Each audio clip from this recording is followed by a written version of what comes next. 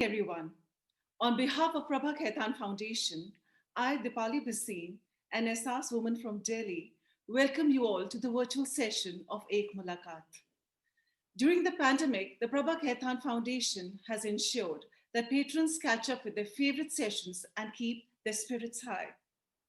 Attendees can now tune in from the safety of their homes as we connect virtually with nearly 35 cities in India and overseas. The foundation endeavors to preserve and showcase a rich cultural legacy through various initiatives to further its causes. Ek Mulaqat is one such exclusive initiative that allows patrons to rendezvous with legends and stalwarts from all over the world to engage in an enriching conversation. The guest for the evening is a celebrated artist and star performer, classical Indian dancer and choreographer, Geeta Chandran. She uses her inordinate skill to Bharatanatyam as force multiplier for the widest range of dance, issues that have engaged her focus, linkages between body and mind, the relationship between solo dancing, group dancing, and choreography, and dance as a medium for expressing abstract notions of joy, beauty, values, aspirations, myth, and spirituality. She's the founder president of Natya Vriksh and artistic director of Natya Vriksh Dance Academy, a dance company. She's the recipient of Padma Shri in 2007, Central Sangeet Natak Academy in 2016, and Tagore National Fellow 2018 to 2020. To make the conversation more interesting, we have a very own Ehsaas woman of Noida, Ms. Shinjini Kulkarni, who's again a talented Kathak dance performer. Let's sit back, relax, and enjoy the conversation. Thank you, Dipali ji. Thank you so much for this introduction. And I would like to first pay my respects and pranam to Akka. Thank you so much for joining us today. It's such a joy to be able to have this conversation with you. I want to tell you a short story, something that probably even you don't know about. The first time I saw you perform was in my school for a Spiknaki performance. I must have been in grade 5, I think. And up until then, I had never seen a Bharatanatyam performance. Wow. So all that I had been watching was Kathak because that was what I had been learning at home. And I didn't understand too much of the language, of course, because it was mostly in Tamil and Telugu. And uh, the first thing that struck to me was the way this artist was commanding the stage. Even as kids, we could see that there's some kind of magic that's happening, and you have to be here to believe it. And as soon as school got over, I rushed back to my mother and I was like, Mama, मुझे अभी नाना से नहीं सीखना है कथक, मुझे भरतनाट्यम सिखा दो. That's a different story that Mama never listened to me, and I continued in Kathak. But it gives me such joy to be able to speak to you in person today, and the way you've impacted lives of dancers and non-dancers alike. Thank you so much, Shinjini, for that introduction and for that little anecdote. Yes, Spikmake has been a wonderful journey. I've gone to so many schools and colleges. Even while waiting in an airport, somebody comes up and says, Ma'am, I remember your performance in school or in college. So yes, the journey is very interesting. Akka, I have a host of questions for you, but I'll start with this. The fact that you moved to Delhi very early on in your life. And Bharatnatyam as a dance form is deeply enmeshed with the lifestyle and culture of Tamil Nadu. A lot of the iconography is from the temples, specifically found in Tamil Nadu. So, how did you find it different learning the same dance form here in Delhi? And how did you make the process more conducive for yourself? And I ask this specifically because um, you were learning Bharatanatyam and then going on to pursue this dance form for a lifetime in a city which is culturally so alienated from the lifestyle and the roots from where the dance has actually begun. That's a wonderful question, Shinjini. Yes, I am a total Delhi girl. Delhi, I never hear anything against Delhi. People say it's unsafe. People say a lot of bad things about Delhi, but Delhi has some fascinating aspects to it. And I think I have been completely nurtured by this city as an artist. So my gratitude to this wonderful city, which is really like a melting pot. And in the 70s, 80s, 90s, which were my formative years in Delhi, we had some fabulous international shows coming in. All the embassies were very active and they had a lot of money at that time. Now they don't, to bring the best companies, dance companies, and showcase them in Delhi. And I used to live in Karol Bagh, which was a mini South India at that time. And my teacher had moved from Chennai to Delhi. And she was herself somebody who belonged to the community, which is the Isai Vellar community. And she learned the dance in Tanjavur and in Kanchipuram, and then performing a lot in Chennai. And around late 50s, she migrated to Delhi with her husband. So that was a huge blessing for me, that somebody of her stature with that traditional completely rooted in the tradition, in its, not so structured form, because after that it got very structured and institutionalized. Teaching happened, and it got reinvented. So her style was probably the pre-reinvented style of Bharatanatyam, and it explored all the aspects, because she was a great musician. She could sing beautifully. She could play the veena. My mother learned to play the Saraswati veena with her. So I dabbled too in learning to play the veena with my mother, but failed miserably. It's a very difficult instrument. So I think for her, dance really, or as all my seniors say, not to say dance, to say natyam, because dance is a borrowed vocabulary and dance means so many things. It's not specifically what we want to say. So natyam for her really meant music, lot of poetry, rhythm, literature, melody, and of course movement. And she was known as Abhinaya Saraswati. Her name was, of course, Swarna Saraswati, but she was known as Abhinaya Saraswati because her Abhinaya was absolutely fantastic. And she's Gauri Ammal's student, who, I mean, the greatest that anybody can know of. So I had an access to a resource like that staying in Delhi. And that, I think, was amazing, because it's not very easy to find that kind of a resource person in Delhi.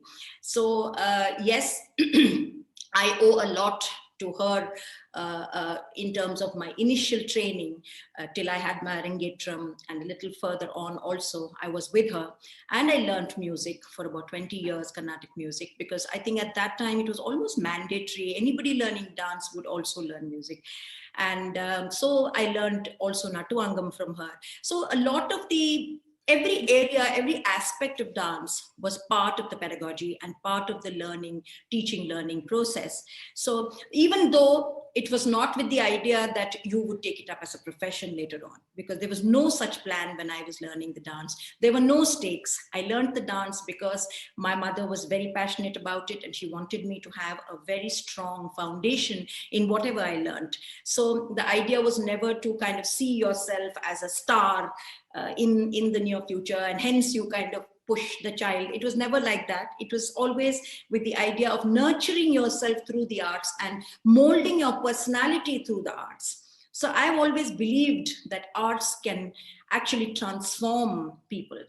If like everybody feels, if we had invested more in arts education, I think we wouldn't be having so much of violence. We wouldn't be having so much of stress around us. So arts do make you more sensitive. It helps you in a sense. It just helps you explore your inner spaces, So I think I've answered your question. And the fact that at that time, I must mention this, that during performances, I watched a lot of performances during that time. Yamini Krishnamurthy ji was the big name then.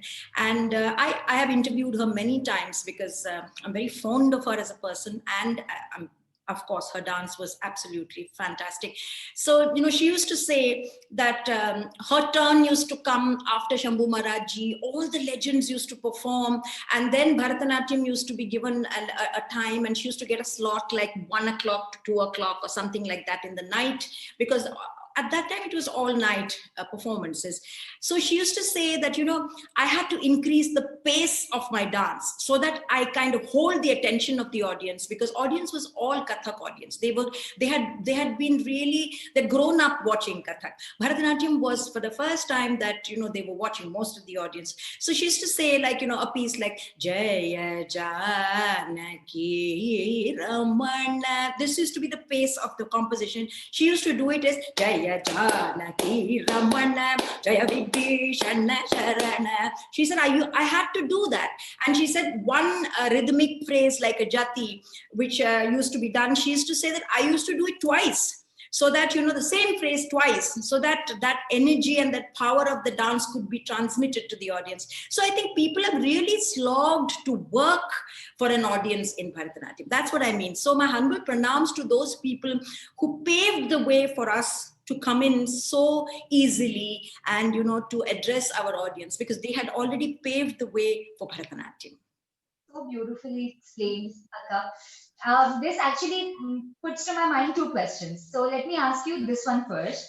The fact that after having trained in the most traditional way, and the way you put it, before Bharatanatyam training was reinvented, and then going on to establishing your own school, Natya Vriksha, here in Delhi, and training a score of students every year, how do you ensure that those ethos with which you had learned get carried forward? Especially because Bharatanatyam as a dance form is really known for its discipline, and there is a kind of mental mindset that the teachers are going, the gurus are going to be very strict, and you have to be on time. Punctuality is a thing. And I also ask you this because as a Kathak dancer, my community is considered very laid back. So we are not supposed to be as disciplined as the Bharatanatyam dance.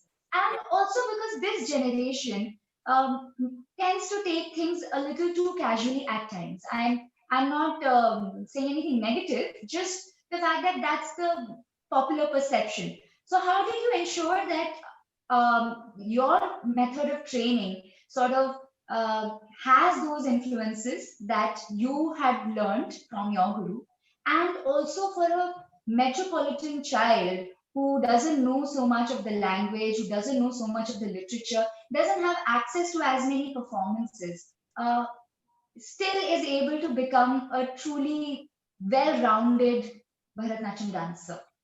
A very good question again, because when I started teaching in the 90s, actually my teacher made me start teaching, and he said that the Guru Dakshinamurti sir taught me to teach. Initially, I was just helping him in his academy, and he used to make me sit and watch me teach his students, and he used to correct me as you get along. So I was very blessed to be taught to teach.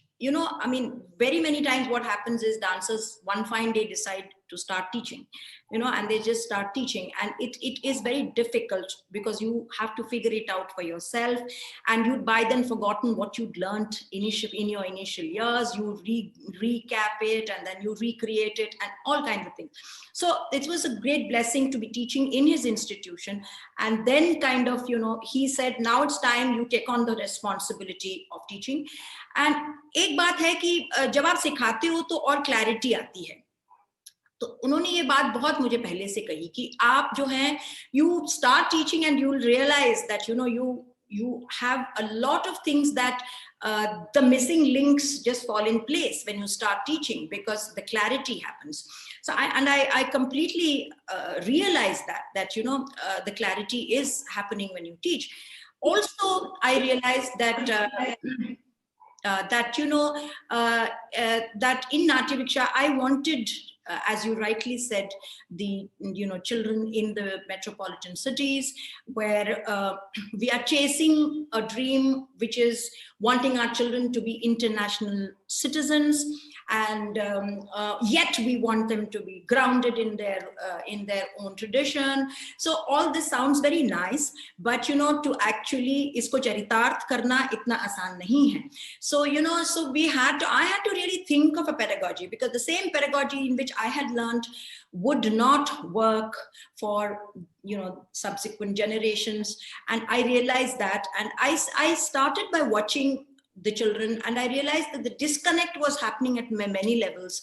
The disconnect was happening in not really understanding your mythology, in not really, you know, visiting the temples or experiencing architecture or experiencing any of these things. So we here started creating a space. If you ever get a chance to come to my studio, it would be lovely. I have created a space which uses a lot of color, texture, form, because I feel that aesthetic quality cannot be taught. It has to be experienced. You know, aesthetics is not something that you can say that this is aesthetic, this is not aesthetic. You have to develop an eye from childhood to these kinds of you know, because for me it was a natural process, because my father was very passionate about traveling, and there's no temple I haven't seen in the south or experienced the architecture, the beautiful bronzes. I've gone to also a Shilpakar, seen these being cast. So all these processes were in my head, and I wanted to share all this. So I created this space where children come, and, you know, slowly and steadily you realize they develop an eye for what is around them, and slowly they realize, oh, so, you know, also we try these little things of shifting things and finding out if they really notice. For initially they don't, you know, they really don't, because children are like robots. You're right, you know, in a city like Delhi, they're like robots. They're programmed. This time dance class, this time this time drawing class, this time. So it's programmed. So what they walk into the class, do their bit, go out. So to change that attitude and to say also, there is no homework in that sense, in the sense that I never pressurize that the child has to learn an Adavu in a given time. You can take your time to learn a certain piece, and Adavu you want to stay longer. So we give a little bit of a freedom, because they're already boxed in so many different ways in school. So we want to give them that space to explore. And no class is predictable. You know, suddenly I'll show something to them, ask them to write something, or it's never a structured class. So, and I always put the scale and sing in every class, the way my teacher used to do, because I don't use the tape recorder or the player, because I see that nowadays every teacher is using the playback, foldback system and teaching. But here, I sing for every class. So I think these are the inputs that my teacher has given me, and that's that sensitivity of dancing to live music and the pace changing every class. Because if you manually sing, you know, it can never be the same. So the child's tala is absolutely perfect, because when you dance to recorded music, you're always programmed to dance to that pace and that structure only. A little bit of change here and there, and they'll just stand. So, you know, these kinds of things I've stuck to even today. I have not changed it, because I just feel the way it has been taught to me, I would like to. And we really have a lot of emphasis on mythology. You know, when I started teaching at that time, Amar Chitrakatha had completely gone out of vogue, and we had grown up on Amar Chitrakatha. So we brought back all those. Even today, revisiting characters, seeing the grays in characters, not viewing characters as black and white. All these things, I think, have been built into the pedagogy. So, you know, it's not as though you reach a certain stage and then, you know, look back. That's not possible. You know, that curiosity has to be built into the pedagogy. It has to be taught right from the beginning. And dialoguing was very important. My teachers never dialogued. They never, it was a one way, you know, kind of a very, very, very strict kind of a thing. So I didn't want that. So I wanted to be a friend to my students. So I think all these things is what I wanted to bring into Natya. How successful I have been, I really don't know. That I cannot tell. But I feel I feel it was a dream at that time to do something with dance teaching, because it is not just to create performers, but to create sensitive uh, individuals in society, so because it's dance is not everybody's cup of tea, everybody cannot become a solo dancer. So it's a hard road. So whatever they do, I think they carry the process of Natya Vriksha, which I hope it enriches them. It's so lovely, Akka, and having seen so many of your disciples perform and having shared stage with some of them, I can for sure say that the vision that you had at the beginning of setting up Natya Vriksha has completely been fruitified. So, a big thank you for giving us so many wonderful dancers via your training, via your school. You mentioned something about having visited so many temples across South India as a child, and I know of the fact that your Ishta Devta is Radha Ramanji from Vrindavan, and you love to travel to Banaras and Vrindavan whenever possible, and it's more like homecoming. It's not pilgrimage. The seva bhav and the spirituality is a way of life for you, and that's very visible when you do abhinaya. It's it comes out in the bhavam like that. Uh, I have two questions about this. Firstly, the fact that did you deliberately cultivate it over years, or was this just the natural flow in which life took you? And the fact that as a very senior artist, do you also feel that spirituality is integral to every artist's journey? Because if there are so many in our generation who are atheists, so do they? Shinjini, one question at a time. Let me take the first. I forget the question otherwise. I have a tendency to forget the question. Your first question was whether it was a conscious effort to engage. Okay. No, it was not a conscious effort, because I come from a Smarta family, which is a Tambram, Shaiva tradition, but it's all encompassing. All gods are there in our prayer room, in our puja room. So I come from that kind of a background. And as long as I remember, I think my father used to get up very early and start his chanting. And then there was the ritual of playing the LP records. Concerts of great artists. So I never saw the difference between chanting, music, life. It was one continuous thing for me, so music and chanting was so much part and parcel of the growing up years. And we performed a lot at that time in very, very religious, spiritual places. Like there was the puja pandals that we performed in, or there were other spaces that we performed in. So I think that was very much the way we grew up, in a sense. And my teacher, of course, never imposed anything. She always gave us the freedom to see dance the way we would like to see it. So, but at home, it was a kind of a very, very ritualistic home, because there was puja every day in the house, and every festival was followed very meticulously with the South Indian traditions. The foods were made, the bhog was offered, and then only we would eat. So all that was there, definitely. And of course, it was not over the top, but as I said, and it was never imposed on any of us. It was just part and parcel of growing up. So, we had observed it, we had kind of taken in what was the tradition. So when it came to my own turn of interpreting it for myself, I think I was very fortunate to have gone to Vrindavan with a friend of mine. It was in the 90s again. When I was already dancing a lot, traveling a lot. I went to Vrindavan, and I was part of the seva. I was not dancing, I just went to be part of the seva at Radha Ramanji. And he just took over my whole being, and he has that power there. And so then after that, there was no looking back. I used to go almost every year for Seva, and that is a completely new experience for me. I had read so much of dancers doing Seva in the South, because in Bharatanatyam was very much part of the ritualistic tradition in the South, in the temples.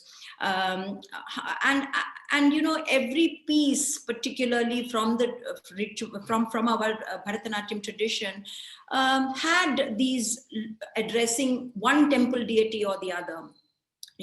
So it all almost came alive when you're actually doing seva in the temple. You're not bothered about the audience, you're not bothered anyway. It's like a one-to-one with your ishta devata. You're offering your entire being through your art to the divine. So yes, it was a completely different feeling, and I have shared it with my students. I think most of them end up crying after performing there.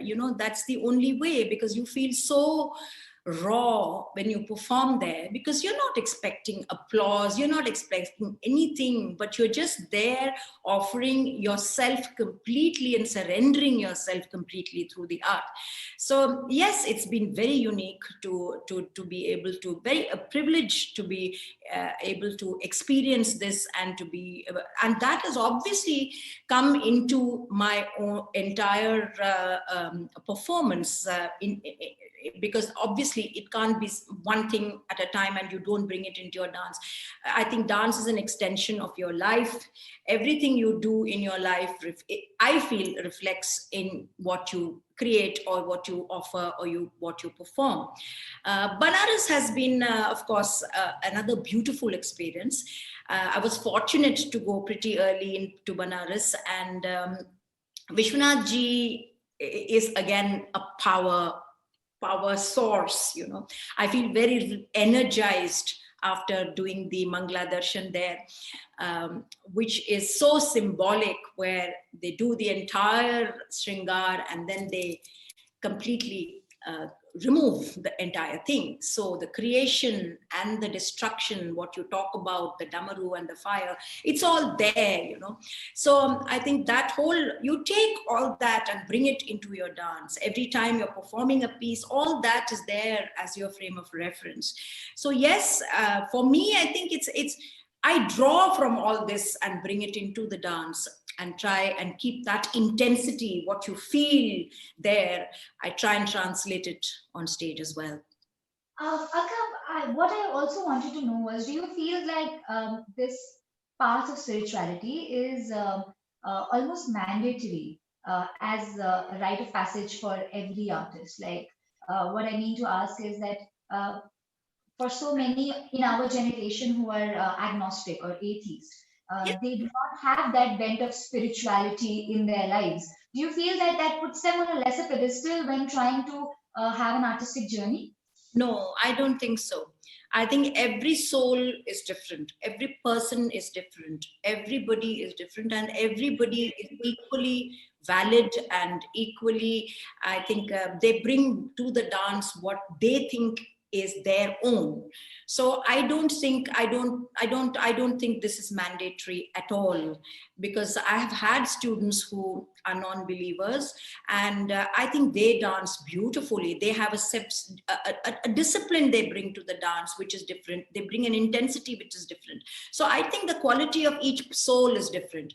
It just depends on how you access the dance, how you make it your own, and how you to personalize your presentation, and how you bring yourself into the dance. I think you have to bring yourself into the dance. That's the main thing for me. It's not, there are many ways of entering it. So spirituality could be one way of entering it. You could have many, many different ways of entering it. So I don't think there's one size that fits all. No, I think I had a certain journey. I had a certain background. I had a certain context to all this. So I think that's where I come from. So I think I don't like to impose that on any of my students, or for that matter, my own daughter. That's so beautiful and liberal. I really appreciate this, because I think it's time we made this space a little more democratic for all the new dancers who are coming into the fold, and not dictate other aspects of their life to become successful as proper good practicing dancers. Akka, one thing that has extremely been inspiring for me personally as a dancer is the kind of experimentations you have done within your dance form. So there have been two kinds. If I could really, broadly divide them. One has been where you have collaborated with cross arts, whether it's martial arts, whether it's puppetry, um, or it has been within the ambit um, of Bharatnatyam, using the language, the technical aspect, the nritya aspect of dance, so something such as the jatis, and trying to put forward an entire life philosophy. I'm talking about Anikanta over here, one of your milestone productions. And there are so many, Kekai, Gandhi, Ananya, all of them milestone projects that have come out. Uh, I really want to know that if there's something common between all of them, is the fact that they've all been a high risk project. For example, KK was extremely risky to do, especially at the time when it came out. So, did you have any kind of apprehensions? Were you nervous before that? And where did your conviction lie in still going ahead with it and being one of the pioneers in experimenting with different kind of approaches and interpretation of previously known characters? Yeah, I think this is a very relevant question for today's dancers, because I really feel they are all trying to do something new, something different. And these questions always are before them. If I do something which is not seen by the traditional people as something acceptable, will I lose an opportunity somewhere? This is the kind of thought process that bothers. I never thought that way. I just was driven by curiosity and by taking risks. And very early, I did take risks. And now looking back, it's a risk. But when I was doing it, I never thought it was a risk. I enjoyed it.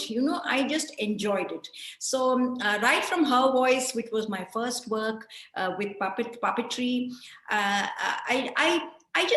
I just was flowing with the flow, of things. And I was fortunate to have wonderful friends who believed in me and helped me take these risks, because it was a commissioned project to do Her Voice, and I was paid to take that risk. So, it was nice that I was pushed in that direction, and I did Draupadi, and it was for an international conference on women and war, and this was a collaborative thing between dance and puppetry. So I began like that, sharing the space, because I was a solo dancer, and to share the space with another creative artist doesn't come very easily. It's not easy, but I think we did that, and we loved it. And then, of course, many things followed after that. But yes, of course, at that time, I think many of the traditional gurus thought that, what is she doing? What's happening? But there were equal number of non-dance watchers who began watching dance, because they found something interesting in this. They found something intellectually stimulating in this. You're actually going into a character and trying to bring out aspects of that character which were not. Draupadi meant the Vastraharan would start, So this is Draupadi in the period of the war. What her mental status, or what her emotions were when the war was going on, and she was going through this turmoil. And so, bringing out those aspects about Draupadi. So I think many non-dancers came into the fold of dance. So I think it is a trade-off. You lose some, you gain some to somebody else. So So yes, but I agree that it's a tough call, because once you step out and you want to experiment and you want to do, then you have to prove yourself even more to the traditionalists that you can deliver. Even now, a traditional margam and a varnam can be done with the same kind of intensity and power and the same kind of integrity. You can do it, but to tell others, you need to also tell them that you can do it. So constantly that kind of thing. But I really didn't care. I really felt I was enjoying this work, because it was also very satisfying to see the creative process of other genres of expression, whether it's puppetry, whether it's martial art, whether it's theater. The disciplines are different, the energies are different, the processes are different. So I think I grabbed from all that and brought it into dance, and I found that very invigorating, because sometimes always being in the dance fold also becomes somewhat kind of monotonous in a sense. So this unpredictable thing engaged me, and I said, yes, you have to throw yourself into positions of not being comfortable. Like the martial art work of Kaikei was very hard on me. It was not my comfort zone. I had to really slog every day, and my body used to hurt, because those positions were not the positions you took in traditional Bharatanatyam, and you had to unlearn, the spine had to unlearn. So I think pushing yourself into such spaces is I liked it, because it challenged. It was a challenge, and I wanted to push myself into spaces like that. So it's a personal choice, Shanjini. I think everybody has to make these choices. What really makes you happy at the end of the day, and not be very calculative about things, because today I think children are very calculative. They're calculating, if I do this, what do I get? If I do this, can I go up that ladder? I don't think I did that. I just went with the flow of things. And as things came by, and interacting with a lot of non-dancers is also important. It's not always to be in in the area of dance. You have to go for a sculpture show. You have to go to a painter's exhibition. And I think we did all of that. The Triveni was that Triveni Kala Sangam, and the, Mandi House was like the hub. There was NSD, there was Kamani, there were all these spaces where every conceivable form of expression, right from protest to anything that you could think of, used to happen. So I think we were exposed, and we took interest in everything. That's I think very important, and that's one thing I would like to tell the young dancers, to engage more with everything. Dance is not a single thing. It is all interconnected. It is all interdisciplinary. So I think when you see a sculpture, you see the dance in the sculpture. So I think it's very important to develop that kind of a holistic understanding, and to watch a painter paint, or somebody sculpt. So I remember I used to go to the studios of people, artists, and just watch them work. So we are very insular as dancers. I'm sorry to say, but we are very insular, and that needs to change if you want more respect from other disciplines also. You need to engage also. That's true. And I'm taking notes right now and hoping to have the same kind of courage in my career as I grow, so that some decades later, if someone asks me, I can also say I didn't bother. But I must point out over here, Akka, that I've been very lucky. The fact that my mother is a sculptor and my father is a painter. So while practicing dance, I've always had a visual arts background at home. And I completely understand what you're talking about in terms of getting so much influence and so much inspiration from other kinds of art to enrich your own language. Yes, yes. You used the word protest, and I'm going to grab onto that and ask my next question, which is the fact that you have been one of those first dancers to bring on stage social issues via pure classical dance through your productions, through Natya Vikshak Dance Company, and otherwise. I want to know from you honestly, do you feel that art can bring about a real social change and start a political dialogue?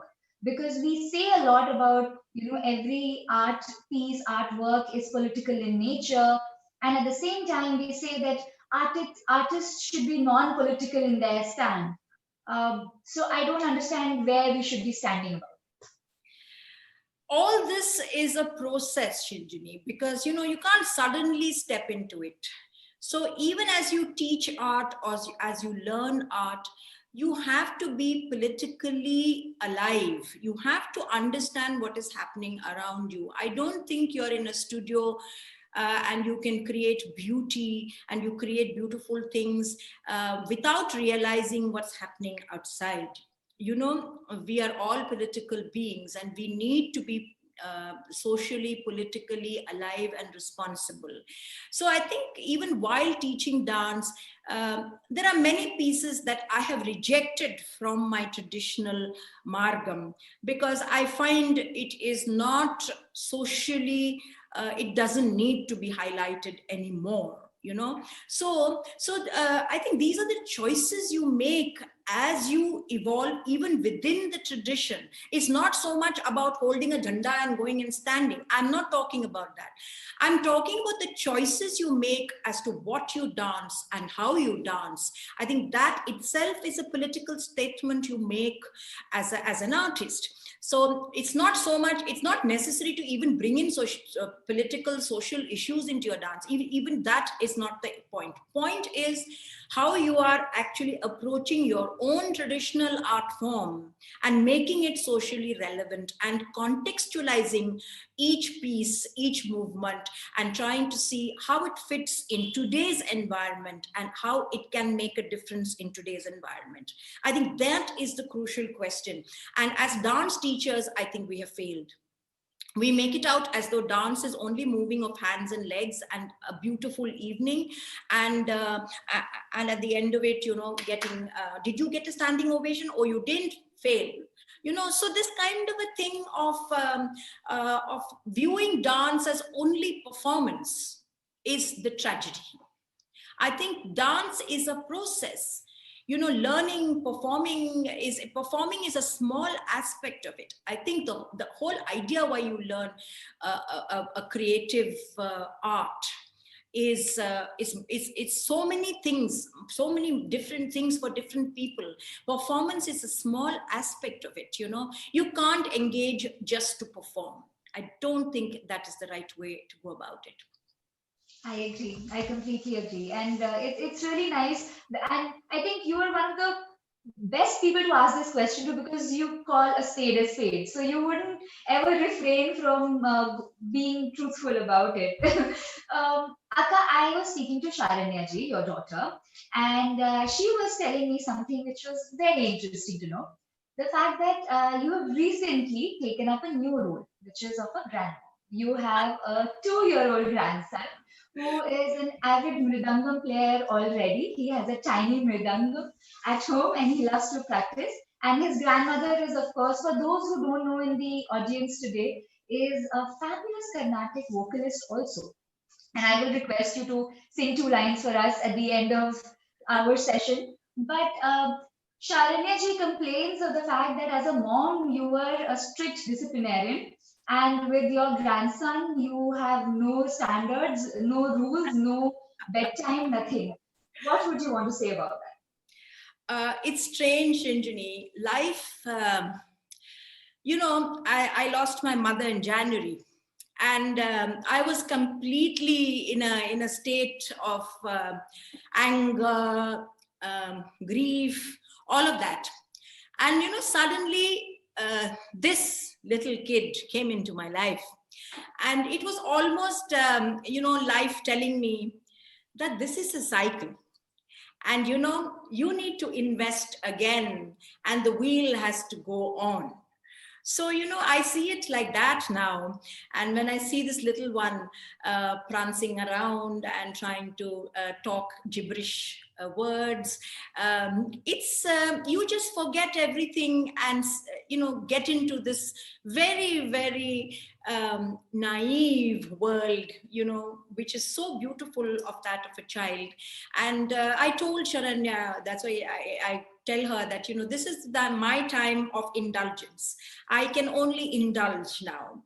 I have been a strict mom and I have been a villain all my life, and nobody in the house and joint family. Sharanya had so many people around her, and I was the only one who would actually have all the rules for her. And everybody used to be spoiling her, grandparents on both sides, and the only grandchild. And if she is, I do take credit for the fact that I have been a strict mom, and it's kind of paid off, I think. So I told her, now this is the time of breaking all rules. So now it's your turn to become the villain. I'm not going to be the villain.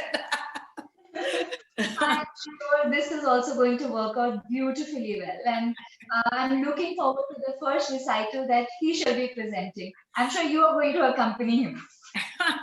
I don't know, no impositions. I think we give them the environment. And as for Sharanya, I never put her in a different class. She was always in a group class. And she never enjoyed the privilege of being daughter disciple. And she was part of the group, and she's always learned in the group. And it's her choice now. If she wants to take up dance seriously, she wants this to be her mode of expression, then she has to kind of find the way and do it for herself, because each one has to walk the talk. So I really feel that I can't walk for her. So the same thing is with the little one. You give the environment, you give the kind of a base for everything, and they decide what they have to do. Absolutely, Akka. Before we close, I will request you, because I have this beautiful opportunity. आज मेरे साथ audience बैठी है, तो उनके guard में मैं आपसे request कर सकती हूँ कि ये event close करने से पहले अगर आपकी आवाज में 2 line हम कुछ सुन पाए. ठीक है. बहुत साल पहले एक सीनियर फेलोशिप में मेरे को हवेली संगीत पे काम करने का अवसर मिला, और that brought me into Surdas, Vidyapati, Meera, all this beautiful poetry, and I hold that very dear to me. So I'll just sing 2 lines from that.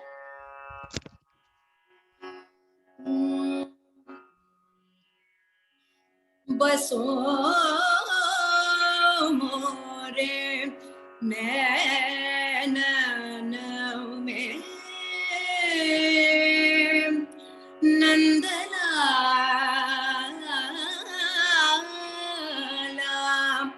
बसो मोरे नैनन में नंदलाला,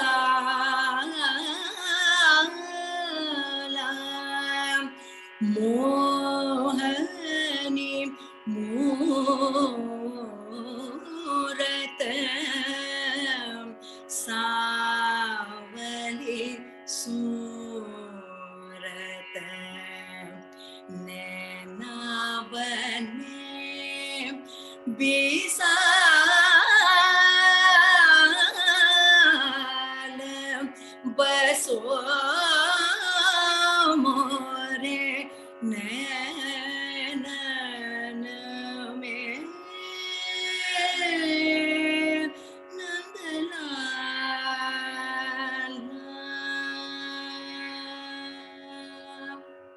क्या बात है. आपका बहुत बहुत धन्यवाद. Thank you so much. And I think it's a very wonderful interviewer. I have to say that a dancer interviewing makes all the difference. And God bless you, Shinjini, for this kind of an opportunity that you're giving, and letting people know aspects of artists that they don't know. Thank you. Thank you so much for that riveting and insightful conversation. Dance, like music, is a conversation between body and soul. And I thoroughly enjoyed listening and learning a lot about how it is interconnected to all the aspects of life and how it is free flowing and fluid. On behalf of SAS Women of India, I thank you, Geeta Chandanji and Shinjini for such an enriching session. I thank Prabha Khaitan Foundation and Sri Cement Limited for arranging these delightful sessions. Thank you, everybody, for being a wonderful audience and being a part of this session. Thank you.